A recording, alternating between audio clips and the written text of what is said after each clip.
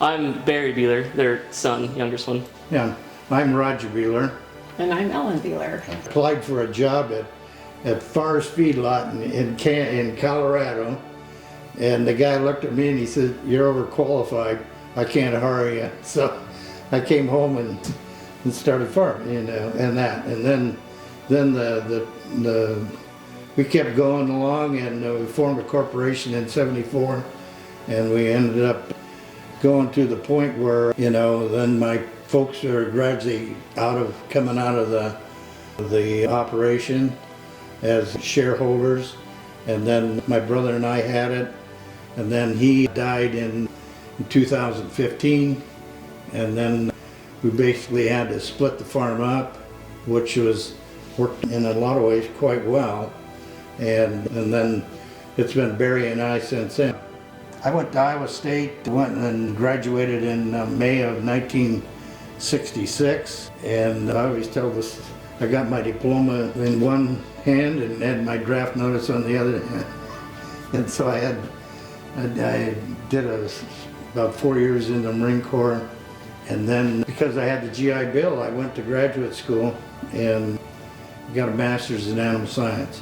Spent 4 years, ended up got a commission and ended up getting out of the Marine Corps and as a captain, and I spent 12 months, 29 days in Vietnam, and probably 10 and a half months of that was out in the boonies. In my class, there was like 425 second lieutenants that graduated, and surprisingly, there was 44 of us killed, and then the figures show about 70% of us were wounded, and then if you got shot the first time, then usually you're good for a 50% chance getting shot the second time. It's just like once they found your range, they knew where you were at. So, and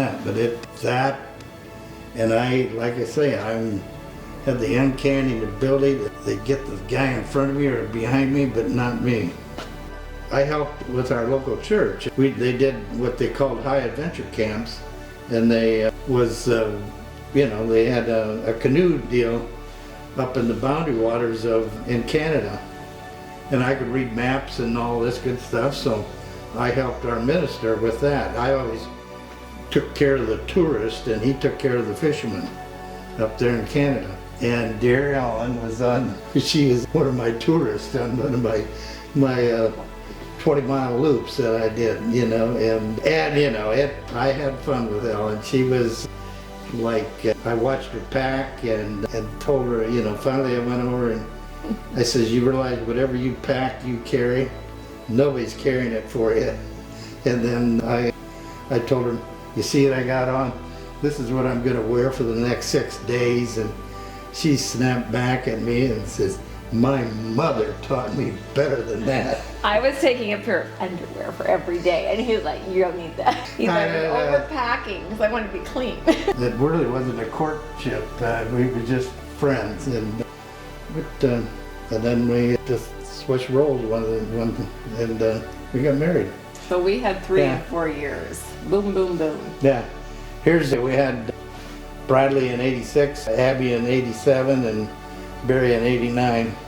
Boys helped a lot. So you can imagine when they all went to college, what it was like. I mean, Yeah, I was always getting called like, "Hey, can you come home?" that trip between Ames and Odebolt took a long time sometimes, because then Roger relied on me, and that really wasn't my cup of tea. And whether you like it or not, all 3 of our kids were somewhat raised in the workplace. My daughter Abby, she can run a payloader about as good as anybody. Kids got in 4-H, and of course there's never enough leaders, so I volunteered as a leader for 4-H for 7 years, and then that led into Extension Council for 8 years. Yeah, it's amazing to see what a tornado does. There's sheets of steel that got stuck in the woven wire fence, and it was pulling through one way, then it started pulling through the other way. And the woven wire, the steel was stuck in the fence, zigzagging through, or this wire was cutting through the steel, zigzagging. Yeah. Had that saved. Yeah. Well, I say everything's on concrete, especially after the tornado. We had to tear out a lot of fence. That's what the tornado tear out a lot of fence. so we had to redo the fence. So before we did that, we poured concrete, then put new fence up. And then I always like to keep the cattle well bedded and keep it clean, the bunks clean. And so the cattle are always on a dry spot to lay down on. And Roger will always feed cattle. Retirement's not, it isn't a word in his vocabulary, but we do, like Barry says, we like to travel, we like to take off, and we've been able to do that because of Barry. So we got the best of both worlds. We can travel and always come back and the cattle are still there and he still gets to feed them. So yeah, it's been great.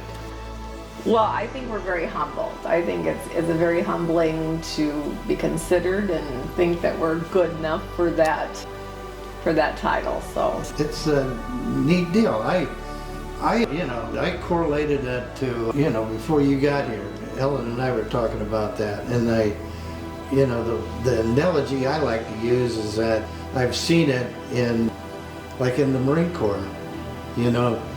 You take this platoon of guys and from 50 different states almost, all type A personalities. They're energetic, you name it, and then fast forward 40 years or 50 years, and my God, they're some of the neatest guys that you could find. For the list of the master farmers from the years past, and that's what you got. You got my Marine Corps people right there with you.